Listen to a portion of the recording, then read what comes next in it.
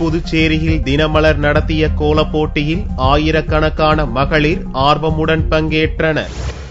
ஆண்டுதோறும் மார்கழி மாதம் புதுச்சேரி சுற்றுலாத்துறையுடன் இணைந்து தினமலர் நாளிதழ் கோலப் போட்டியை நடத்தி வருகிறது.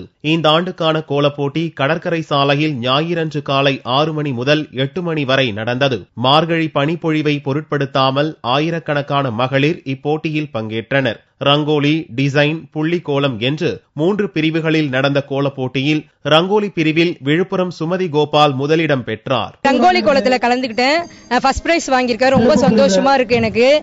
நான் இதான் ஃபர்ஸ்ட் டைம் கலந்துக்கிறேன். நான் தினமலரோட மற்ற போட்டிகள்ல எல்லாத்துலயும் பார்ட்டிசிபேட் பண்ணிருக்கேன். நான் எங்க ஊர்ல நடந்ததெல்லாம், இப்ப பீச்ல நடந்ததுல இப்பதான் ஃபர்ஸ்ட் கலந்து நான் ஃபர்ஸ்ட் பிரைஸ் வாங்கியிருக்கேன். ரொம்ப தேங்க்ஸ். கோலப் போட்டியில் வெற்றி பெற்றவர்களுக்கு புதுச்சேரி சுற்றுலாத்துறை அமைச்சர் ராஜவேலு பரிசளித்தார். சுற்றுலாத்துறை இயக்குநர் சிவக்குமார், சுற்றுலா வளர்ச்சிக் கழக தலைவர் வையாபுரி மணிகண்டன், காங்கிரஸ் பொதுச் செயலாளர் ஆறுமுகம் உள்ளிட்டோர் கலந்து கொண்டனர்.